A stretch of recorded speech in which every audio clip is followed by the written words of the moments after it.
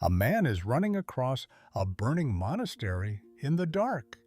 He carries something heavy under his left arm, wrapped in coarse cloth. He does not look back.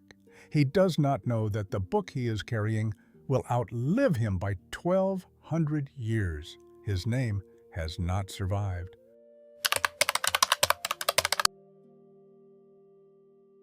In Trinity College, Dublin, behind glass, in a room of controlled temperature and controlled light, there is a book. It is bound in 4 volumes. It contains the 4 Gospels of the New Testament, copied by hand onto the prepared skins of 185 calves around the year 800 of the Common Era. It is the most reproduced page of medieval art in the world. The cover of every book about the Middle Ages has touched it. 1 million visitors a year stand in front of the glass and look at it. UNESCO listed it in 1999 as part of the documentary heritage of the human species. No one knows who made it. 3 scribes worked on the book.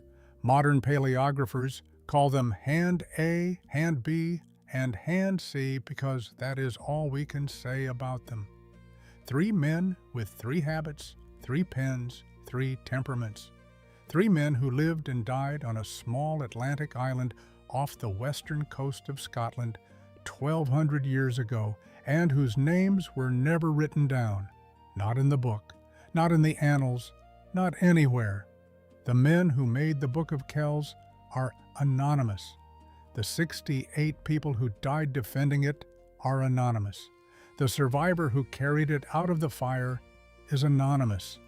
The monk who dug it out of the ground 2 centuries later is anonymous. For 1,224 years, the book has been carried forward by people whose names no one remembered. How does a thing survive 12 centuries when no one remembers who is carrying it? What does it take to keep an object alive across the collapse of empires, the burning of monasteries, the rebellion of nations, and the slow erosion of memory itself? And what does it mean that the most celebrated artifact of medieval Christianity owes its survival not to heroes, but to silence? This is the story of a book that outlived its makers, and of the centuries of anonymous hands that carried it.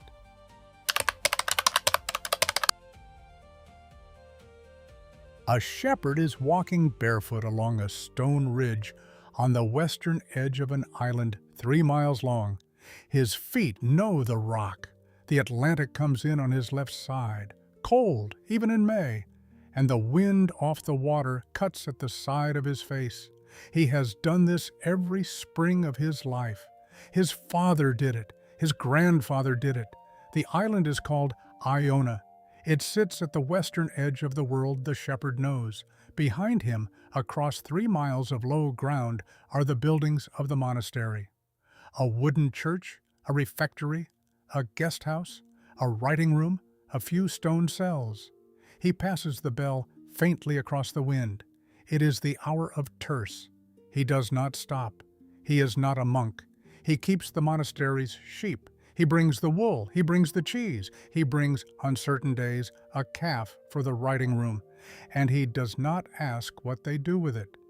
The year is somewhere around 700.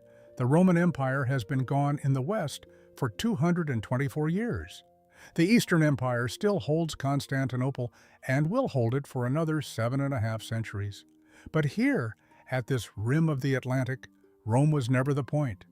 Christianity arrived in Ireland in the 5th century with a Briton called Patrick, and it found a country already organized around clans, around poets, around the long memory of an oral tradition that wrote nothing down because it did not need to. The Irish church that grew from Patrick's mission did not look like Rome. It was monastic, not episcopal. It was built around abbots, not bishops. Its scribes copied Gospels in a script no one in Rome had ever seen. They kept the symbols of the older faith, the interlace, the spiral, the animal forms, and braided them into the new one. The shepherd walks his sheep up the rise. He does not know that the island he is crossing will be called by writers who have not yet been born the Insula Sanctorum et Doctorum, the island of saints and scholars. He knows it is the place where he lives.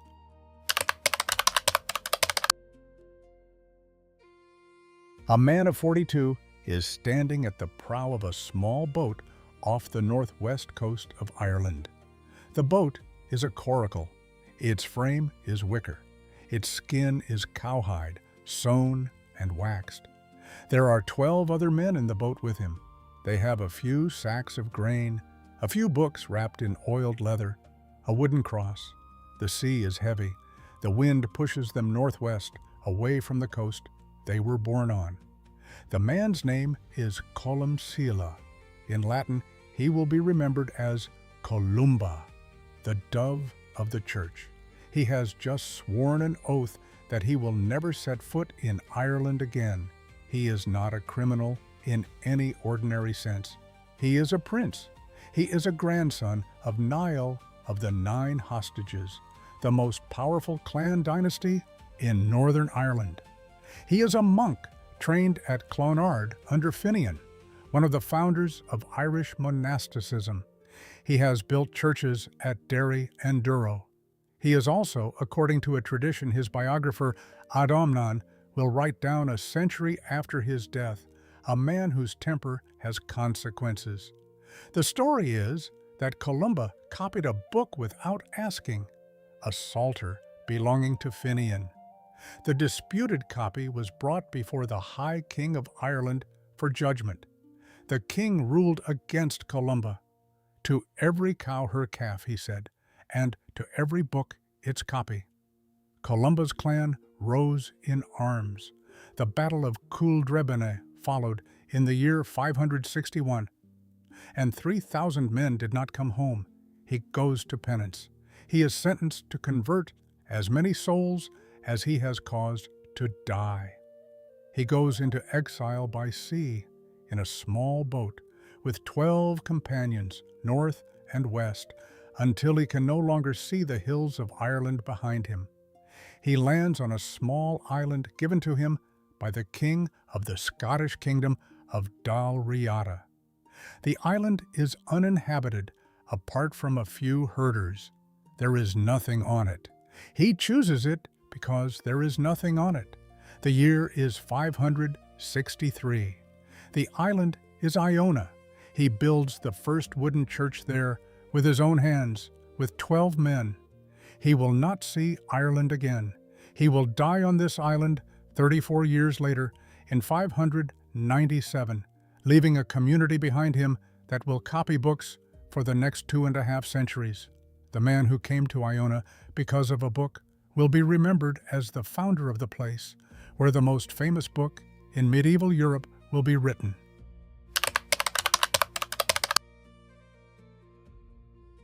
A boy of 16 is scraping a calf skin stretched on a wooden frame. It is winter. The light comes in through 2 small windows facing east, and there is no glass in them. The stone walls of the room are cold. His fingers are stiff. He has been at this since prime. He is a novice scribe. His tonsure is fresh, shaved from ear to ear across the front of the skull, hair left long at the back, in the Celtic style that distinguishes him from the monks of Rome. He has been at the monastery for 2 years. He may stay for the rest of his life. He has not decided yet, and no one is pressing him to decide.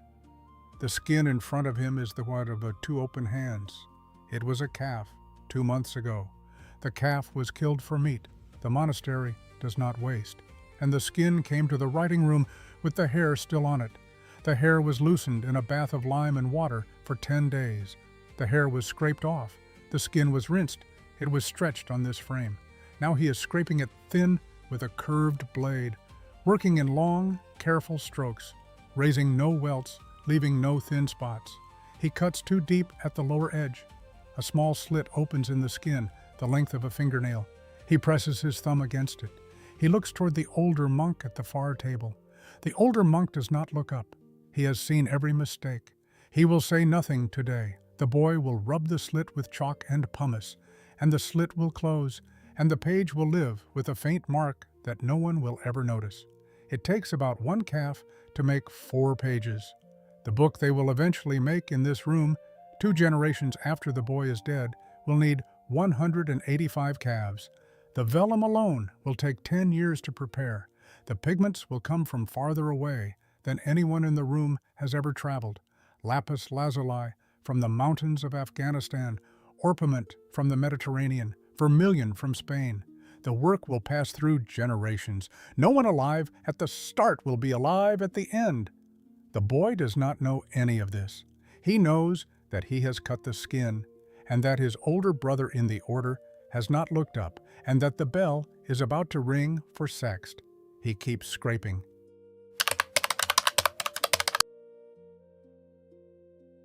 An illuminator is sitting at a low table by a window. He has a brush in his right hand. The brush is made of marten hair. There are 6 hairs in it. The handle is a stripped reed.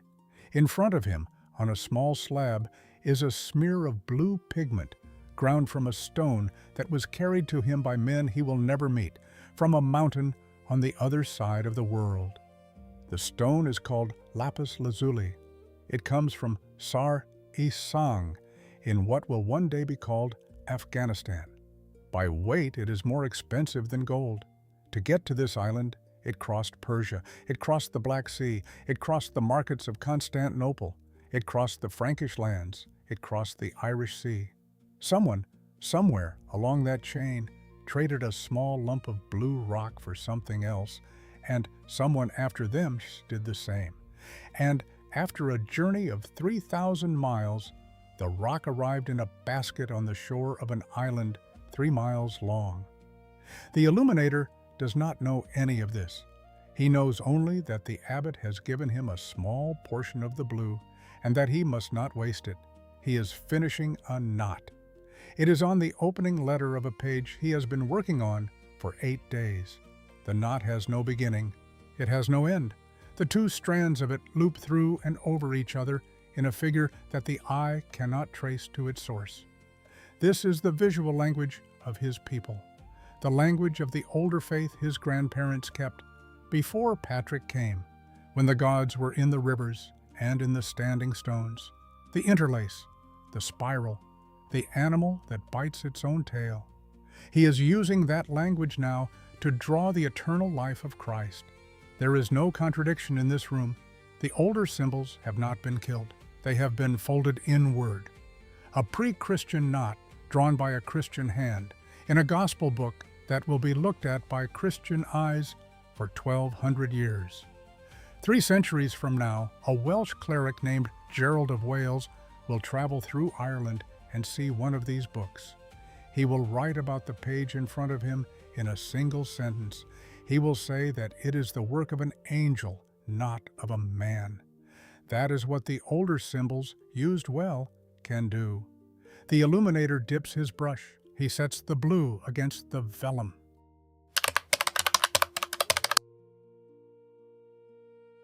A man in his 40s is sitting at the central desk of the writing room. He has gray in his beard. He has been a scribe for 26 years. His tonsure is healed into a smooth ridge. He is writing the opening words of the Gospel of Matthew on a sheet of vellum prepared by men no longer alive. Liber generationis Jesu Christi. Behind him, at the second desk, a younger man, maybe 25, is mixing a small dish of purple. He uses too much of it. He always uses too much of it.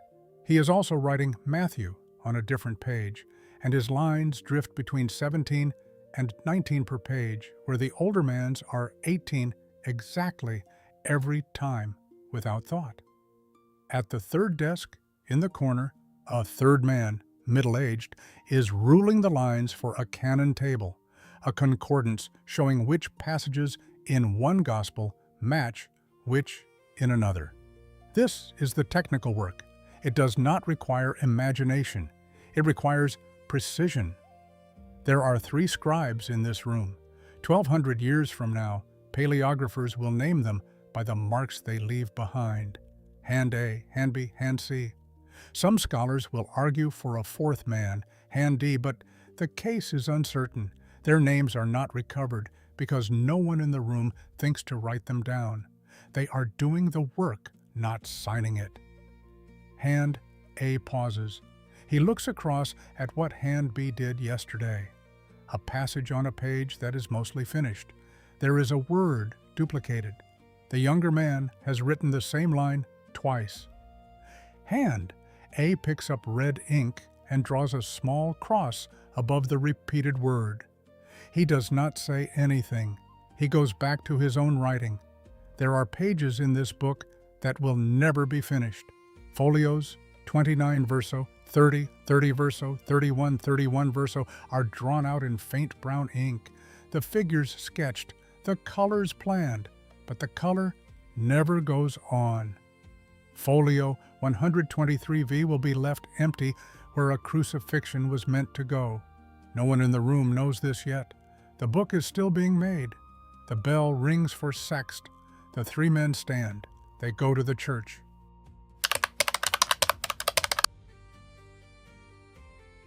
Two and a half centuries have passed since Columba landed on Iona.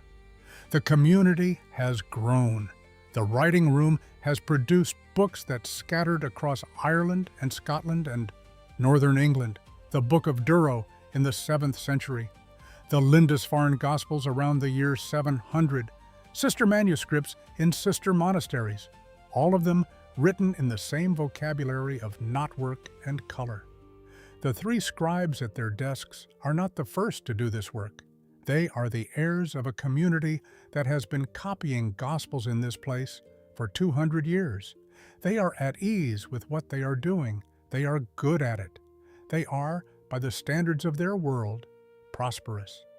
To understand them, to understand the world that produced the Book of Kells, we have to know that this community had also produced something else.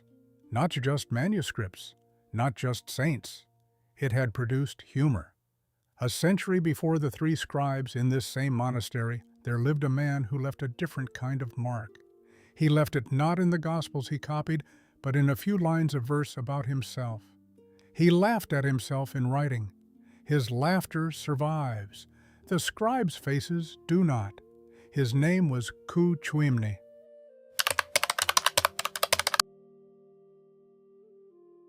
An old man is sitting at a small wooden desk in a stone cell.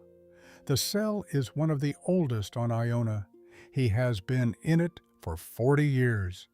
The afternoon light comes in slantwise through the eastern window. He is finishing a hymn. It will be the first Latin Marian hymn composed in the Western Church. He writes the first line, Cantamus in omni die, let us sing on every day. The hymn will become standard liturgy in parts of the Irish Church for centuries. Monks across Europe will sing it. They will not know who wrote it. His name is Cu Chuimne. 2 years from now, the annals of Ulster will call him Sapiens, a wise man. He is co-author of the Collectio Canonum Hibernensis, the first systematic compilation of canon law produced in the Western Church. He has spent his life as a serious man. On the corner of his desk, weighted down by a small stone, there is another piece of parchment. This one is in Irish, not Latin. It is a poem he wrote about himself. It is mock confession. In his youth, the poem says, he read his way through half of what he was meant to read, and gave the other half over to women. In old age, he repented and became a holy sage. So he went back and read the other half. The women, he adds, had the last laugh. He rereads it. He smiles. He does not throw it away. The monks of Iona will be remembered 2 centuries from now as martyrs and as artists. Both reputations will be true. Neither will be complete. The third truth is that they laughed at themselves. 50 years from now, the 3 scribes will be working on the Book of Kells in the writing room down the path. On folio 96R, where the Pharisees take counsel against Jesus, Hand will draw a tiny man stretching into the shape of the letter T, reaching across the page to a peacock that stands for Christ. It is a joke. It is hidden in the corner of the page. It is meant to be found. Cu Chuimne taught them how to do that. He puts down his pen. The bell rings for vespers.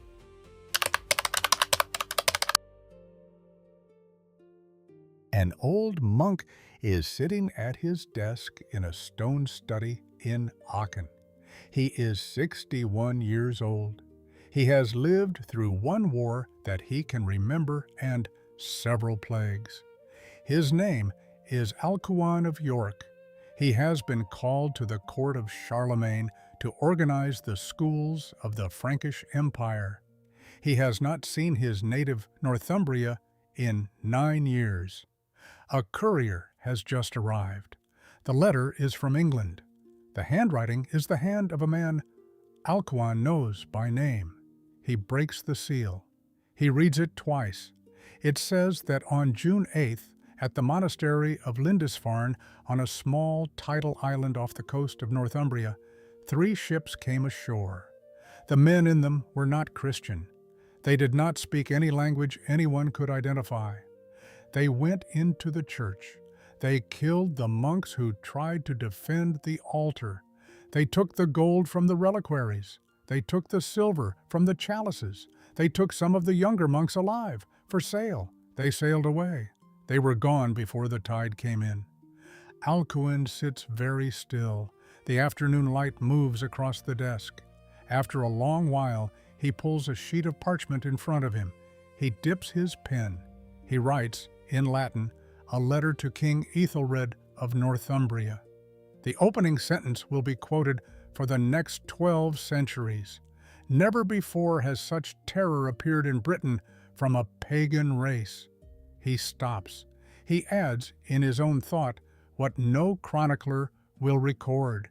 He is afraid that this is the beginning, not the end.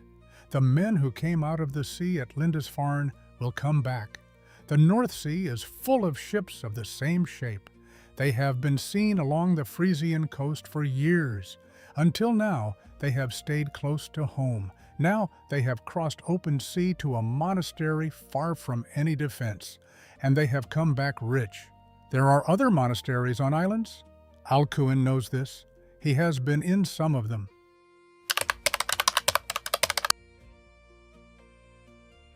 A monk is standing in front of the writing room on the morning after the second raid.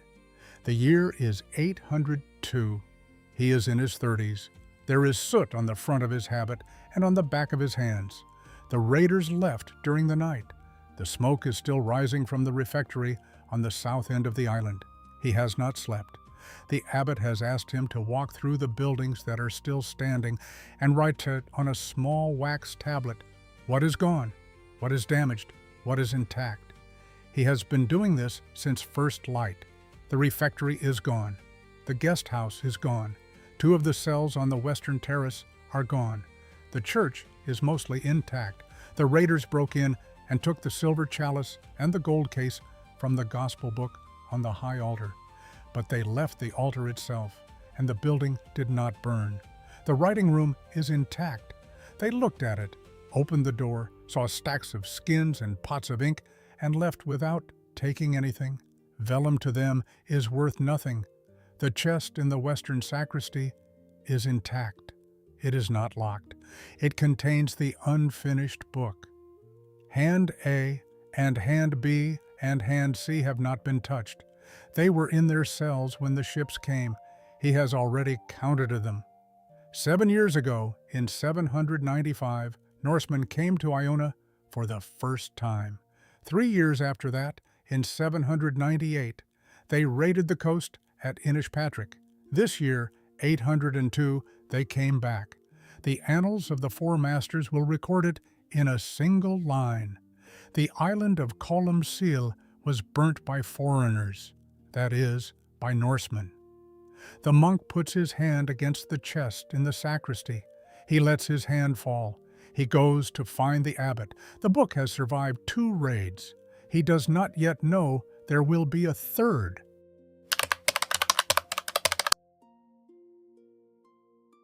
The abbot is sitting on a wooden chair in a small stone room at the western end of the monastery. It is January.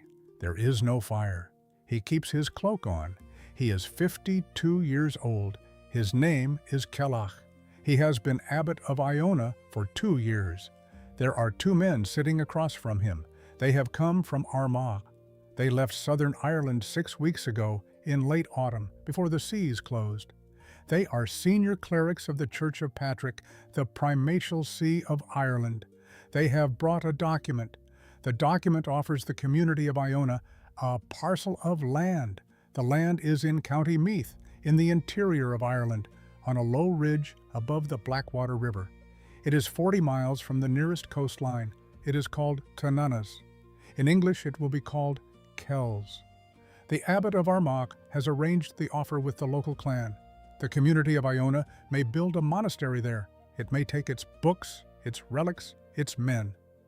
Celtic reads the document twice. He does not speak. He can hear faintly the scribes at work in the writing room across the courtyard. The unfinished book is on the central desk. The 3 men are working as if no one has spoken about leaving. They have not been told. They will not be told until he has decided. There are 2 ways to think about this. The first is that to leave Iona is to abandon the place Columba chose, his bones, the founding island of the church in Scotland. The second is that the raiders have come twice already, and the next time they come, the community will not survive. He puts his hand on the document. He pushes it across the table. He says, yes, construction will begin within the year. The annals will record it in 807, the building of the new monastery of Columba at Kells. Celtic does not know that the raiders will come back in 2 years, not 3. He has bought less time than he thinks.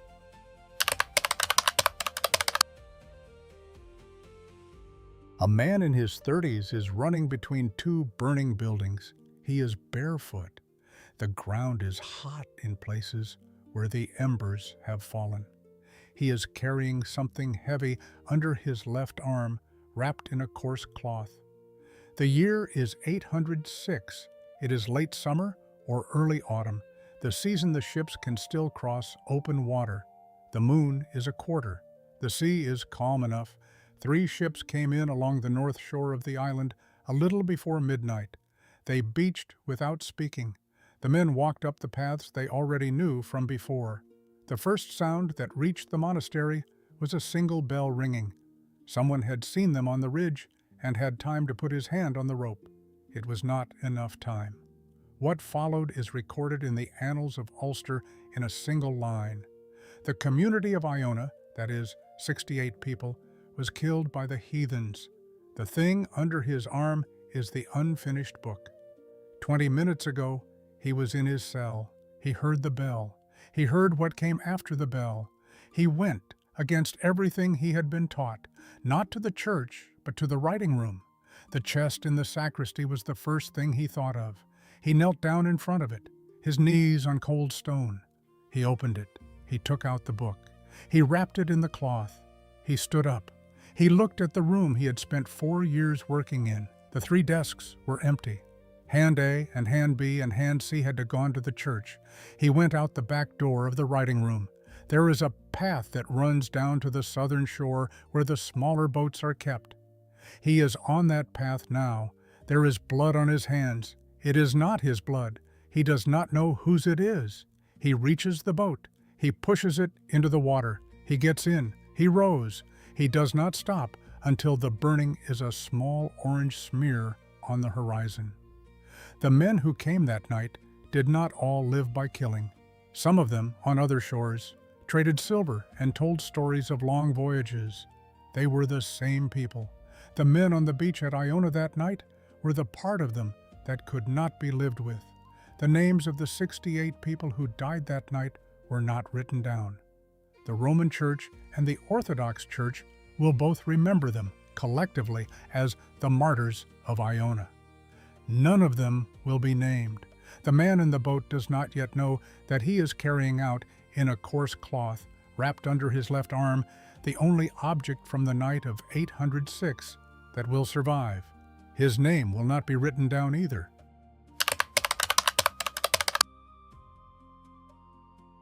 A man is standing in front of a wooden table in a small stone room. The stone is new. The mortar between the blocks has not finished setting. The room smells of wet lime and of fresh-cut oak. It is spring, the year 808, in the inland land of Ireland, 40 miles from the sea. He is one of the survivors. He came across the Irish Sea in a small boat in the autumn of 806 with the book under his arm and has not been the same man since. He is 40 now. He has not slept through a night in 2 years. On the table in front of him is the unfinished book. He has just opened it to a folio that was drawn but never colored. The pencil lines are faint. The figures are sketched. The instructions for color are written in the margins in a hand he recognizes. The hand was Hand B's, the hand of the younger scribe who used too much purple.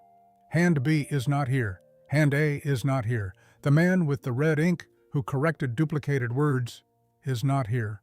The men who could finish this page died on Iona in 806 and were buried, what could be buried, in a single ground. He looks at the page.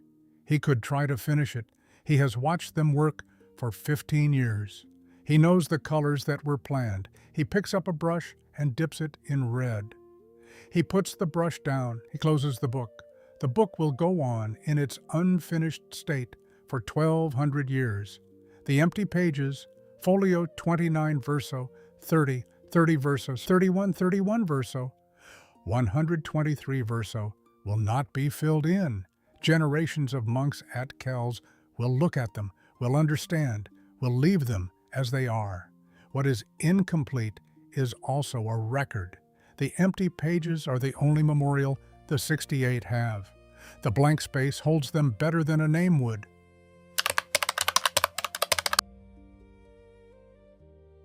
A sacristan is unlocking an oak chest in a stone sacristy on the western side of the great church of Kells. He is in his 50s. The keys at his belt make a soft sound against the stone wall. It is the morning of the 9th of June, the feast of Columba. He opens the lid. He takes out the book. It is heavier than it used to be. A century after the arrival at Kells, the community added a cumdach, a metal case of beaten silver and worked gold, set with garnets at the 4 corners. The book is no longer a book. It is a reliquary. He carries it to the altar, slowly, both arms. The morning light comes in through the western door and catches the gold along the side of the case. He sets the book down on the embroidered cloth in front of the altar. He opens it to folio 34, the page that begins the genealogy of Christ, the page that 13 centuries later will be reproduced on the cover of every book about the Middle Ages, the Chi Rho. This is the only day in the year the book is opened in public. By the year 900, the community at Kells believes that the book was written by Columba himself, with his own hand in his own cell, before his death in 597. This is wrong. The book was written 200 years after Columba died. The paleography is unambiguous, but the belief gives the book the authority of relic, and the relic is what protects it. In 921, raiders come up the river to Kells. They burn parts of the town. The book is hidden. They leave. In 951, more raiders come. The book is hidden again. It survives. The sacristan closes the book at the end of the Mass. He carries it back to the sacristy. He puts it in the chest. He locks the chest. He does this every 9th of June. His father did it. His grandfather did it. He believes his sons will do it. He is right for 100 years.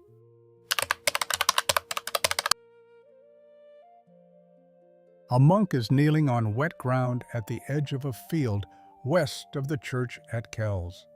It is a gray morning in the early spring of the year 1006. He is digging with a small spade where the turf looks slightly raised, slightly disturbed, where the grass does not lie flat.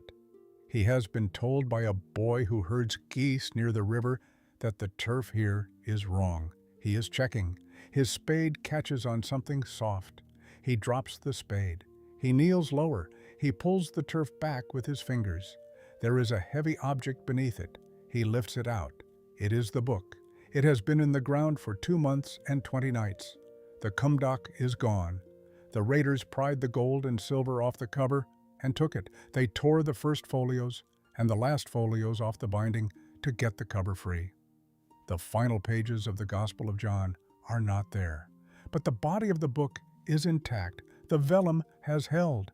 The interlace on the page, he can see, has not run. The annals of Ulster will record what happened in a single entry, the longest single entry the annals will ever give to any object.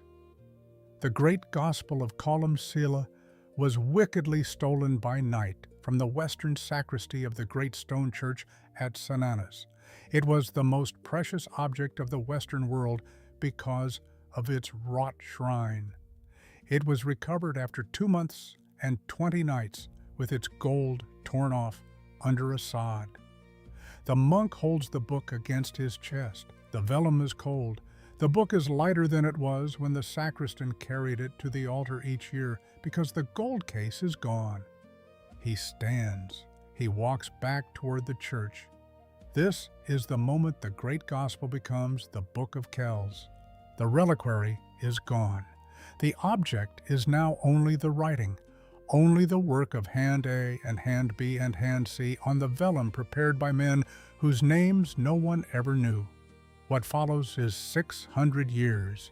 The community of Kells uses the book as a book of record. The empty pages at the front, folios 5V, 6, 6V, 7R, become a register for land grants belonging to the abbey. The sacred object is written on with secular pen. This will horrify some later restorers and please others. The medieval mind did not draw the line, modern hands draw. In 1090, the Annals of Tigernach record that the relics of Columba were brought from Donegal back to Kells.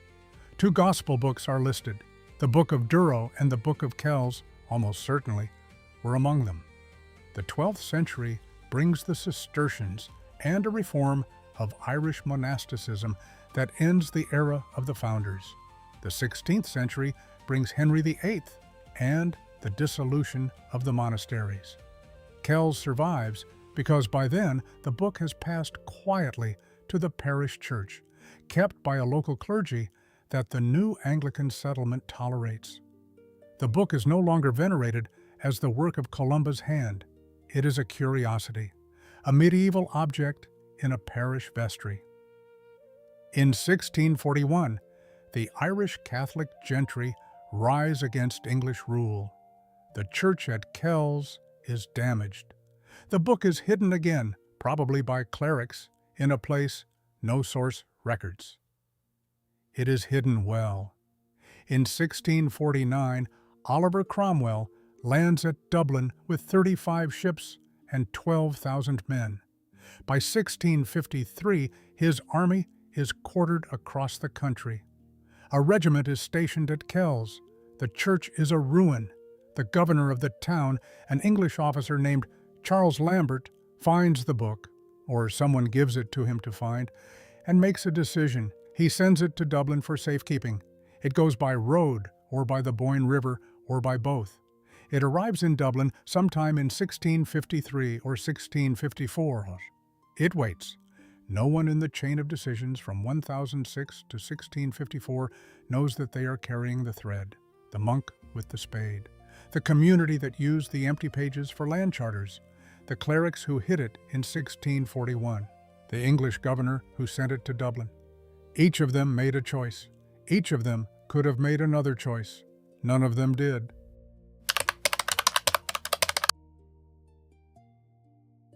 A man of 56 is standing at a long oak table in a room on the upper floor of the library of Trinity College, Dublin.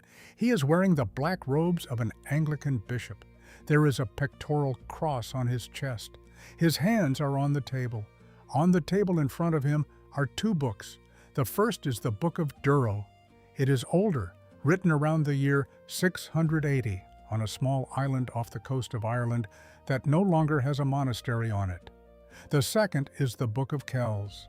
It has come 8 years ago from the parish church at Kells, sent to Dublin by an English officer who did not know what he had. The bishop's name is Henry Jones. He is the Bishop of Meath. He was born in Wales in 1605. He was educated in this college 40 years ago. He took his bachelor's degree here in 1621 and his master's in 1624. His uncle was James Ussher, the most learned man in Ireland, the Archbishop of Armagh, who calculated the date of creation at 4,004 years before Christ. There is one more thing to know about Henry Jones. From 1649 to 1660, during the years that Oliver Cromwell's army was in Ireland, Henry Jones was the Scoutmaster General of that army. He was the head of military intelligence. He was a senior officer in the regime that invaded Catholic Ireland, dispossessed its land, and broke its churches. He was a man of the conquest. He is also the man who is now donating to this college the 2 greatest illuminated manuscripts that survive from medieval Ireland. The provost across the table is named Thomas Seal. He is 51. He has been provost for 1 year. He signs the receipt. He does not say anything ceremonial. The senior fellows are watching. The librarian is watching. Jones pushes the 2 books across the table. He does not understand what he is doing. He thinks he is making a donation to a college library, a respectable gesture, useful for a man of his political position in the new monarchy, after the restoration of Charles II last year, when men of his record have to demonstrate their loyalty to institutions that survived. He thinks the books are old curiosities. He has read parts of them. He cannot read the Irish glosses in the margins. He does not know who Hand A was. No one has told him. The book that has been carried out of fire in 806 and dug out of the ground in 1006 and hidden in 1641 has, in 1661, been placed in the only institution in Ireland that will keep it safe for the next 365 years. Henry Jones will die in 1682 at the age of 77. He will be buried in St. Andrew's Church in Dublin. The plaque in the old library will remember him as the donor of the Book of Duro. It will not mention the Book of Kells.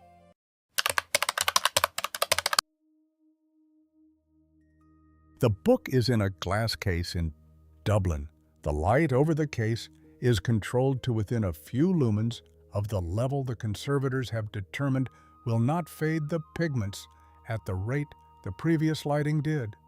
The temperature is controlled. The humidity is controlled. 2 of the 4 volumes are open. The other 2 are in storage. They rotate every 12 weeks. 1 million people a year stand in front of the glass. They are quiet.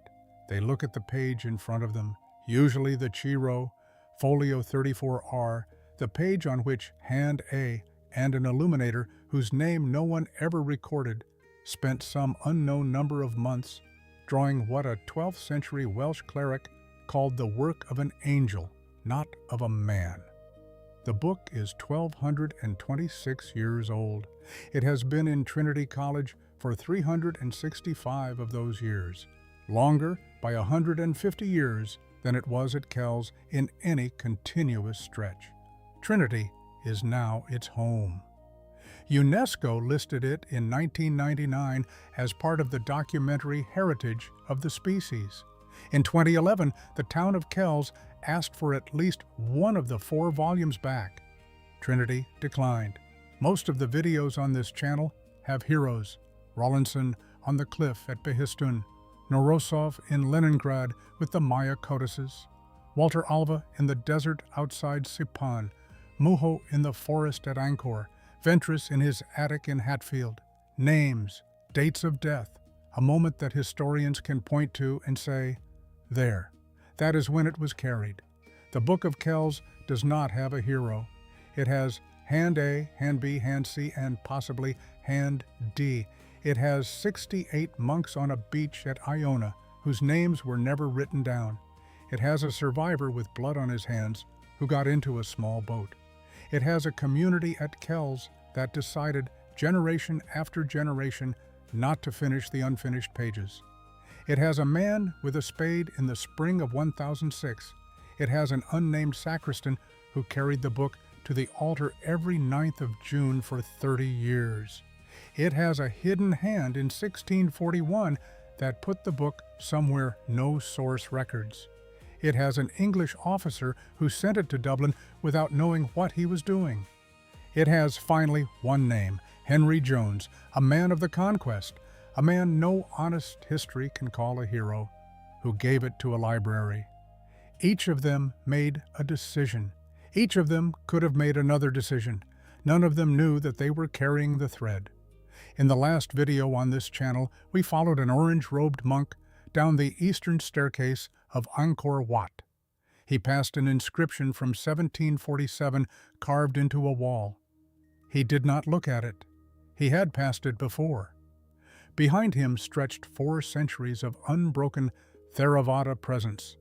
Anonymous monks sweeping the floor of a temple a vanished empire had built. The thread there was carried by a place. The thread here was carried by an object made of 185 calves, lapis lazuli from the mountains of what is now Afghanistan, oak galls fermented into ink, the hands of 3 men whose names died with them. There were no heroes in either story. The thread holds in many forms. Sometimes it is carried by a place. Sometimes it is carried by an object. Sometimes it is carried by a person whose name we know. More often, it is carried by people whose names no one wrote down. In Trinity College, the page is open to the Chiro. The blue is the blue ground out of stone from Sar Isang. The gold is gold.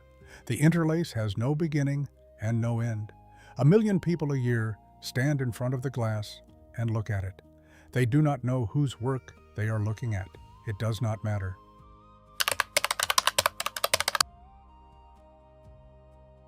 In the year 1900, on the Greek island of Crete, an English archaeologist named Sir Arthur Evans was uncovering the ruins of a palace at Knossos. In one of the storerooms, he found small clay tablets hardened by an ancient fire. The tablets were covered in writing. The writing was in a script no one had ever seen. He called it Linear B. Evans worked on it for 40 years. He died in 1941 without reading a word. In Brooklyn, an American classicist named Alice Kober worked on Linear B for the last 10 years of her life. She made notebooks of careful patterns on index cards she cut by hand. She died of cancer in 1950 at the age of 43 without seeing the result. In July 1952, an English architect named Michael Ventris, 30 years old, announced on a BBC broadcast that he had read Linear B.